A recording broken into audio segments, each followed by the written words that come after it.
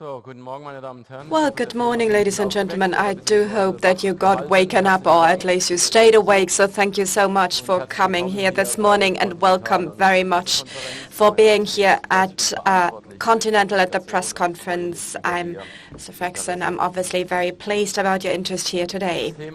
So IAA, that is very much about connected driving, and obviously Continental is in the very first place. You know that from the past presentations, and obviously you also know that we are very much convinced that fully automated driving is going to be a part of the future. We actually differentiate between automatic driving, so that is going to be a driver on board, and the autonomous driving, that is going to be without a driver.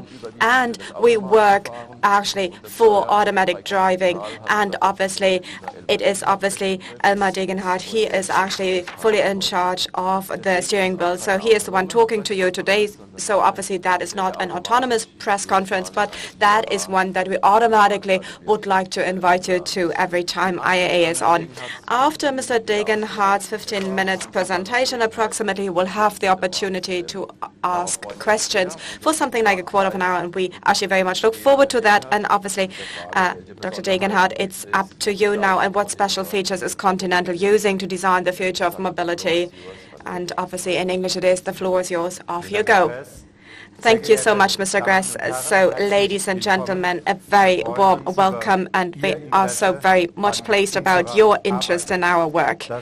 The major issue at this year's IAA is interconnectivity.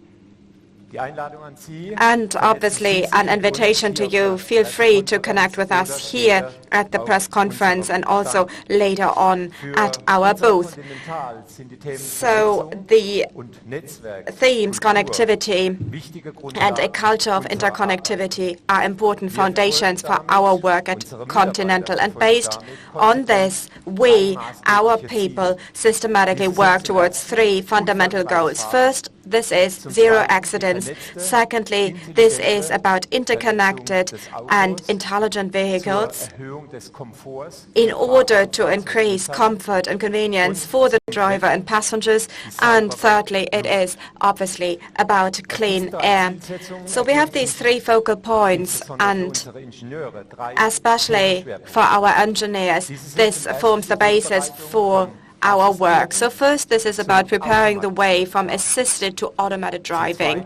Secondly, it is about technically implementing the largely complete intelligent interconnectivity of vehicles, vehicle users, and the traffic infrastructure. And obviously, the driver is in the center of attention. And thirdly, it is about increasing the efficiency of conventional drives.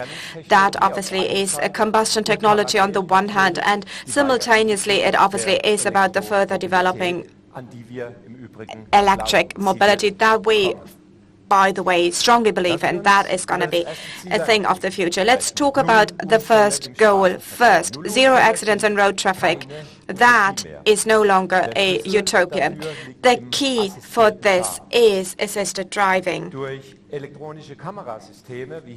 Such electronic camera systems, see here, that is a rear camera, and that is really going to replace the exterior mirror, and then you can really detect all blind spots. But not only that, it's obviously about more safety on the one hand. On the other hand, we also optimize air resistance, and thus we make a contribution to actually saving on fuel. We actually set up systems to really detect the vehicle surroundings. So what is happening around the vehicle, and that actually allows us to ultimately put the chauffeur button for automated driving into the car. This button is obviously based on electronics, it's based on intelligent software, and in that way it's going to open up additional freedom that the driver can use but doesn't have to use. It's always up to the driver to decide when to use our automatic driving features or not. And obviously, apart from the automated driving features, obviously, our advanced driver assistance systems will still help to protect the driver in any way. Our experience has shown that acceptance of automated driving rises. Obviously, that is also true for autonomous driving in the second step, rises as confidence in the advanced driver assistance systems increases. That is to say that the acceptance of this technology very much also depends considerably on how we manage to constantly keep drivers informed of what their car is planning on doing next in the next few seconds. And obviously it's about no surprises, please. So you do not want to be surprised by any kind of maneuvers of the car. So obviously this intelligent dialogue between the human and the machine, between the driver and the car is something that you can experience at our booth in Hall 5.1. We have a virtual interactive cockpit, we have a 3D cinema, and we actually show you the driving functions of the future. And looking into the future, you'll see very quickly that now the time has come to involve the lawmakers, because obviously now the time has come to also lay the legislative groundwork for the use of automated driving. That obviously is first on motorways. And obviously the gain in time and comfort for drivers with automated driving is going to be enormously high. So we are developing solutions for this worldwide in all relevant markets, especially in the US, in Japan, in China, and obviously here in Germany, in Europe as well. We anticipate fully automated driving on motorways, on freeways, from 2025 onwards. That is going to be the first user. So that then means that from the start to the end of the trip, you can then devote much of your time to other activities instead of having to drive. For fully automated driving, our engineers are taking on 6 key challenges here. And these are obviously the necessary sensor technologies. We call the next part cluster connectivity of the car with the infrastructure. Then the dialogue between humans and the machine to set that up in an intelligent way. Then obviously we need the relevant system architectures in the car. We obviously need to make sure that the systems are reliable, that there's failure safety. They must be very robust. And I mentioned that already. Obviously it is about the acceptance of automated driving. Many car owners, especially the young people, ask themselves already today why the most expensive piece of technology they own is the one that is least connected. And obviously it is now up to the automobile industry to change that, obviously using technologies, sensors and softwares, and thus the car in the future will be a part of the internet.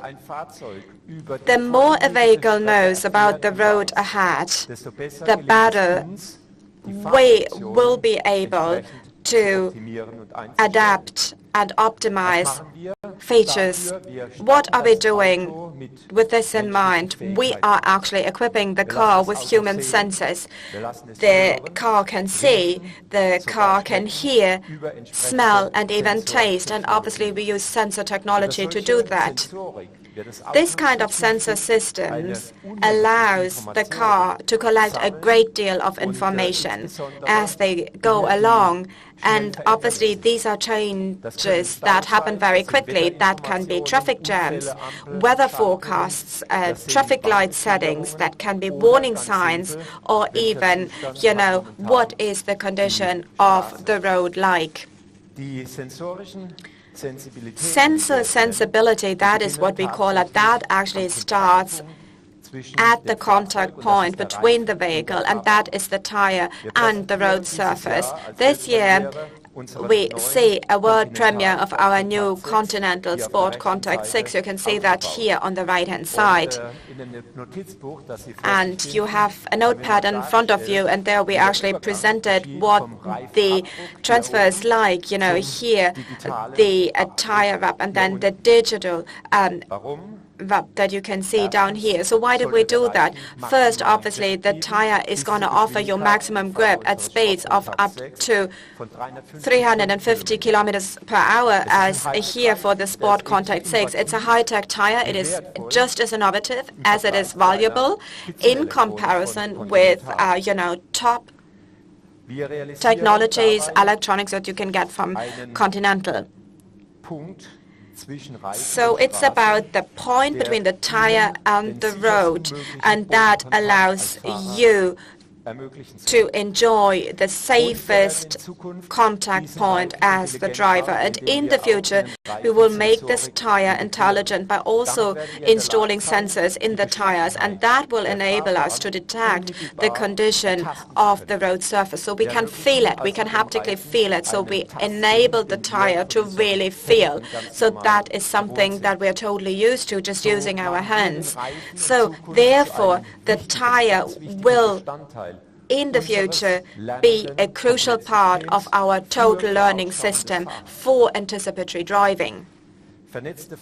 Interconnected vehicles can use their sensor systems. They can collect information, and that information will in the future also be made available to the so-called back-end, to infrastructure. It is there being analyzed. It's a value attached to that, and that information goes back to other users. We call that the collection of cluster data, and that actually allows you to get a very current and a highly precise, accurate picture of the road network and traffic flow, so you know what is happening.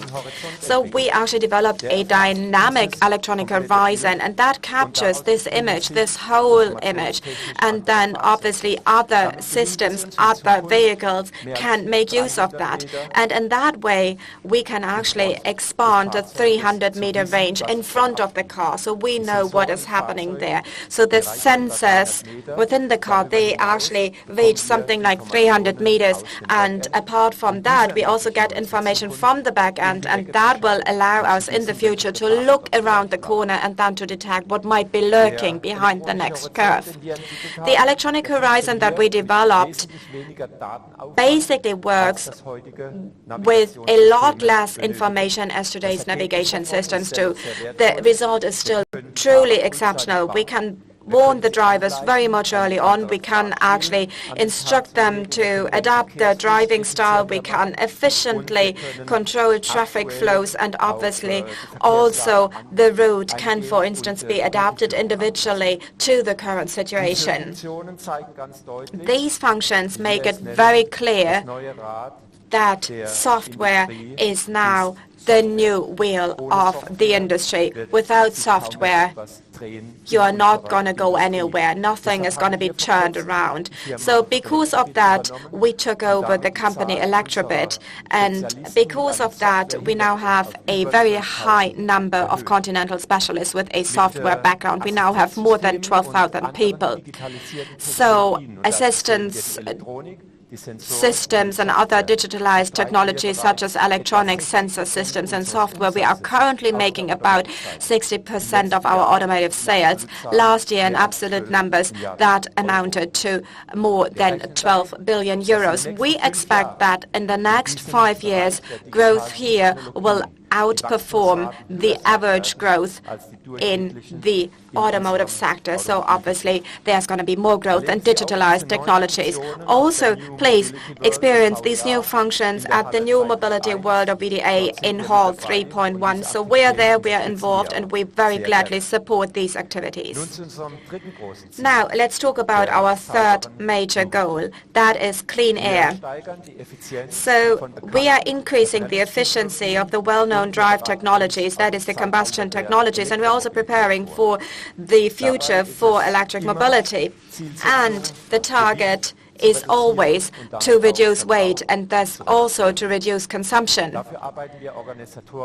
And we are doing that at the cross-organizational level throughout the entire company. I'd like to give you two examples. The turbocharger that we developed, the turbocharger technology, that is able to lower CO2 emissions of up to 7%. And basically, if we combine that with, direct gasoline injection systems, then fuel consumption can actually be reduced by up to 13%. And also turbocharger hose lines and transmission crossbeams are becoming increasingly lighter thanks to the use of high-performance plastics. So plastics are being used, and therefore, again, weight is being reduced.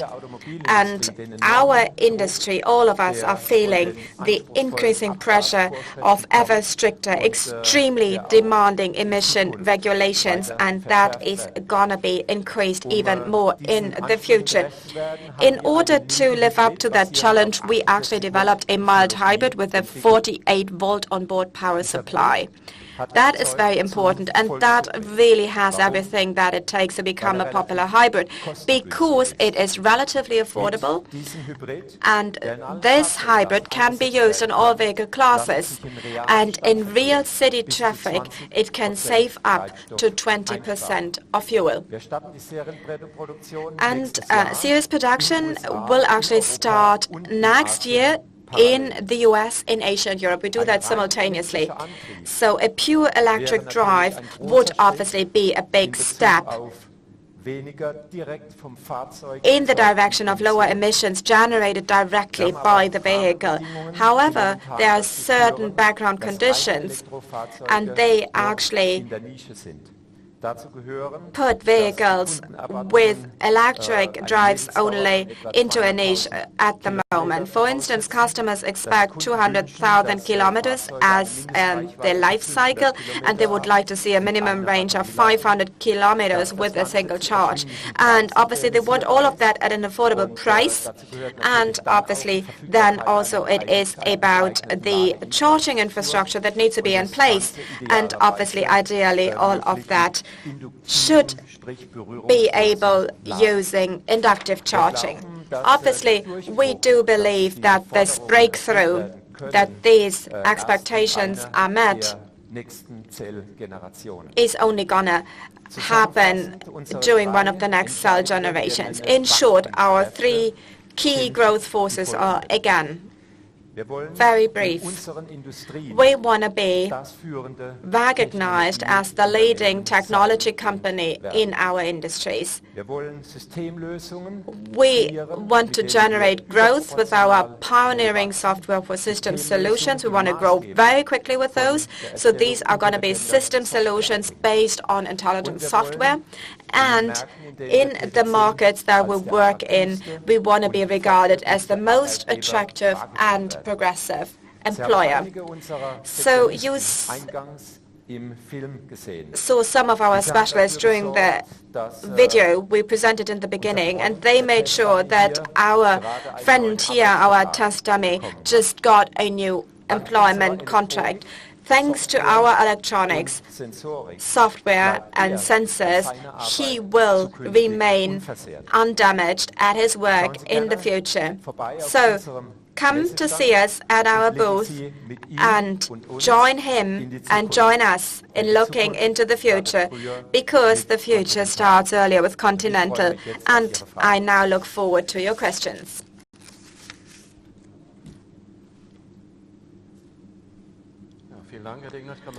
Thank you so much, Mr. Degenhardt. I think there are questions. I'll start with you over there. You get a mic. Just wait a sec, please.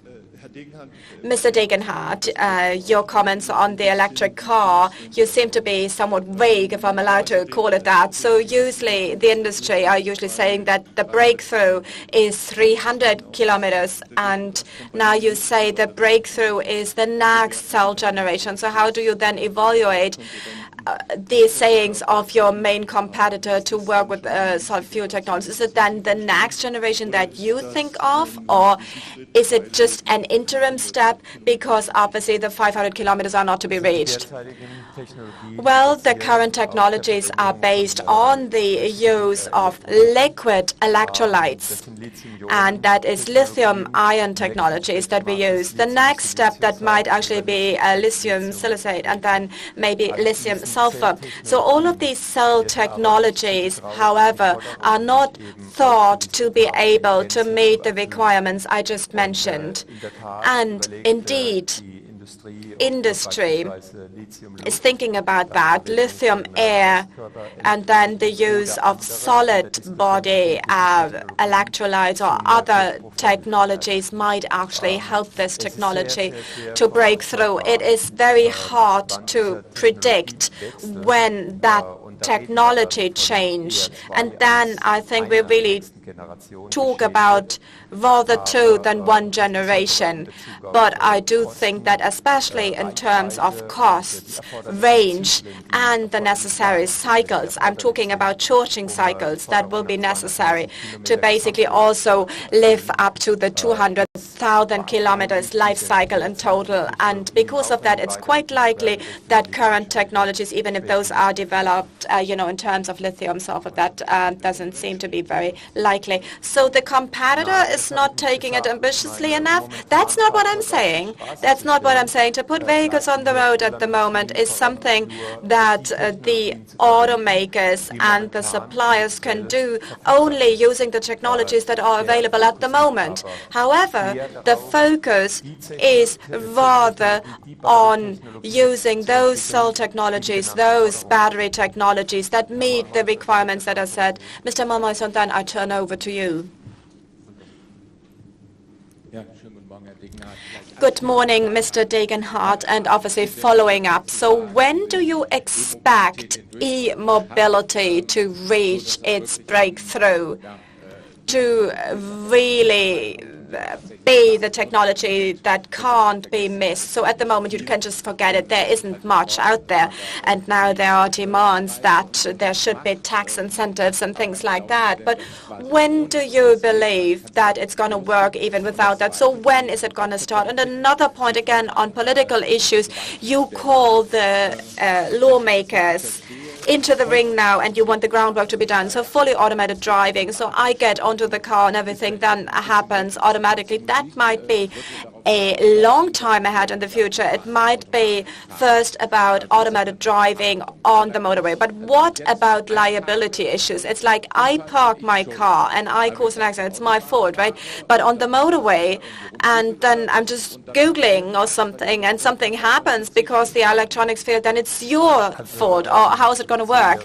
Well, let's start with your first question, sir. We believe in electric mobility. This is going to be a thing of the future. The question is just when is it going to come? That very much depends on battery technologies. The battery specialists believe that it's going to be sometime between 2025 and 2030 when we'll see a relevant cell technology that will then allow us to produce larger volumes of electric cars.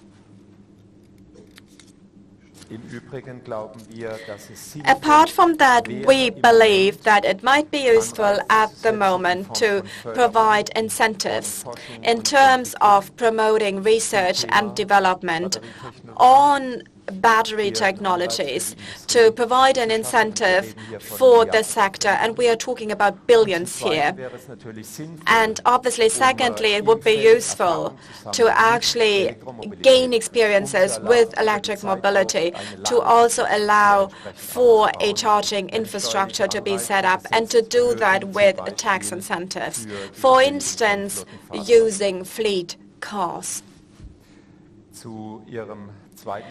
Now, your second point, automated driving. Very correct, sir. The moment that somebody chooses to get into the car here in the city center of Frankfurt, and then he tells the car, I want to go to the city center of Hamburg, which is in the north of the country, and then that is going to be done fully automated from the city center from Frankfurt, from here to then go to Hamburg. So we're very far from that, very far away from that. So that is utopia at the moment. I don't want to exclude that that is going to work sometime in the future, but that is going to take a long time. Automated driving is going to start on motorways because there, obviously, the driving situation is less complex, first. And second, obviously, the big step is then going to come next. And you recognize that very, very clearly. Obviously, the responsibility for what the car is doing is transferred from the driver to the car, and we are talking 2020 here. I think that might be feasible. Then we are talking about highly automated driving. We are not talking about fully automated driving at that stage. And to do that, the legislator needs to provide the legal background, and liability needs to be sorted. But liability in the end is nothing but an insurance matter. So who is behind the car? Is it the manufacturer? Is it a supplier for whatever reason? But we don't really think that there are insurmountable obstacles to solve those in the time horizon described, 5 years.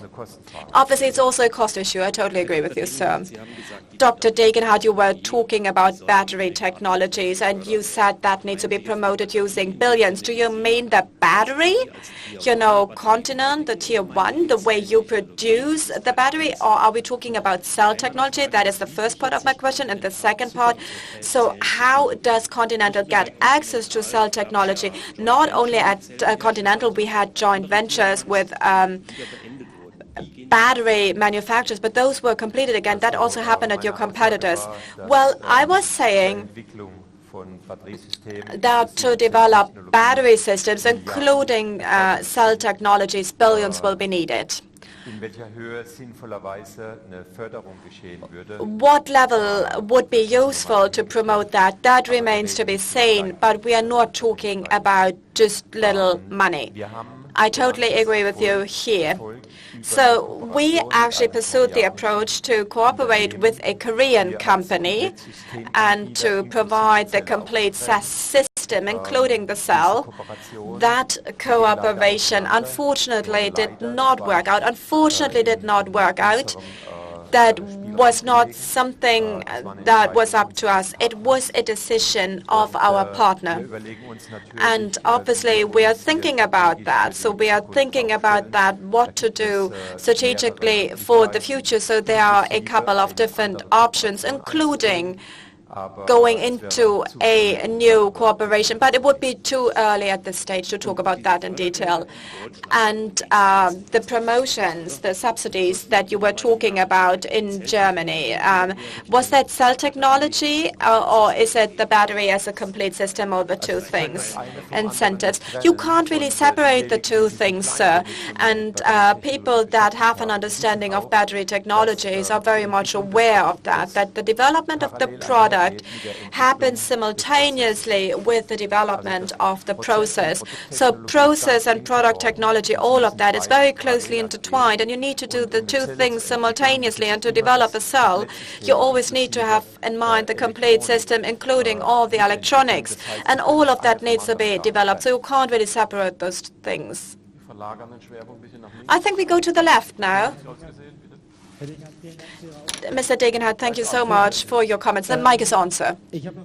I've got two questions on connectivity. So you mentioned that your systems need less data than current navigation systems. At the same time, we're also reading that you are also involved in some other talks. Could you actually talk about that at this stage? And also security, you know, in relation with connected cars. So you only touched on that very briefly. Robustness was the term you used. So, you know, software updates or something.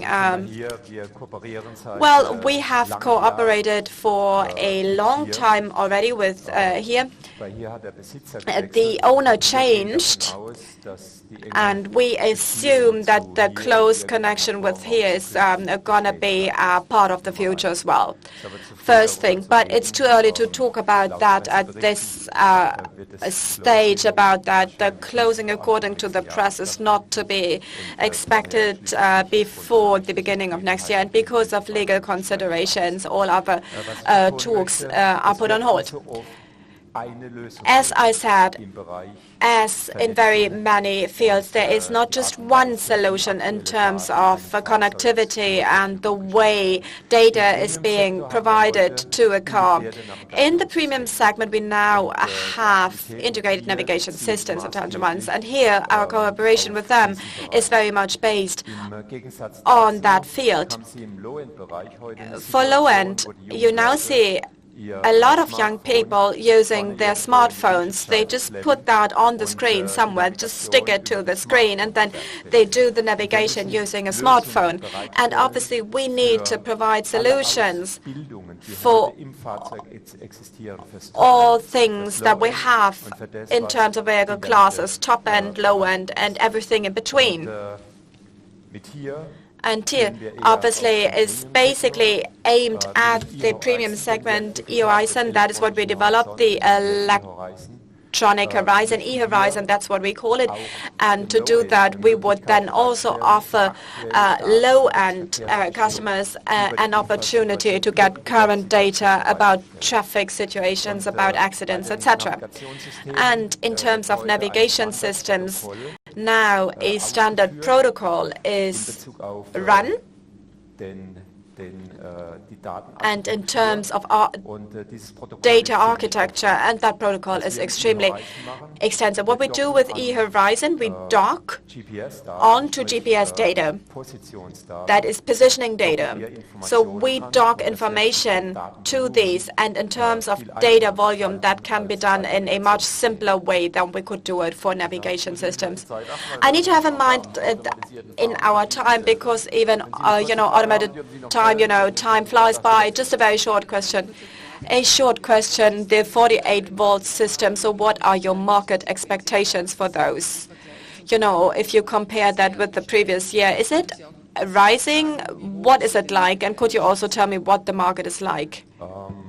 It's a very difficult question. Nevertheless, we are actually differentiating between three categories of hybrid system. Low end, that is the 12-volt, start-stop systems. High end, in the premium range, we are talking about heavy vehicles, and there we talk about meeting regulations, so they can't do without, the plug-in technologies. And then, obviously, we have a very broad middle range, and we are convinced that also, based on the customer talks that we had, that the mid-range is going to be very happy with the 48-volt hybrid technology. It is just about the technology. You can save up to 20% of fuel. That is the potential we are talking about. Obviously, the system costs you something, but in comparison with a plug-in system, it is actually relatively affordable, and obviously can actually, ensure a couple of fuel-saving functions. So especially, we call it the function of sailing, switch off the engine, the car is still rolling, that can be realized. Thank you so much. I need to call it a day. I know you still have a lot of questions. Come to see us at our booth, Hall 5.1, and also go out to see the new mobility world of the VDA, and there we have a lot of specialists. So see you. Have a good fair, all the best, and thanks for coming.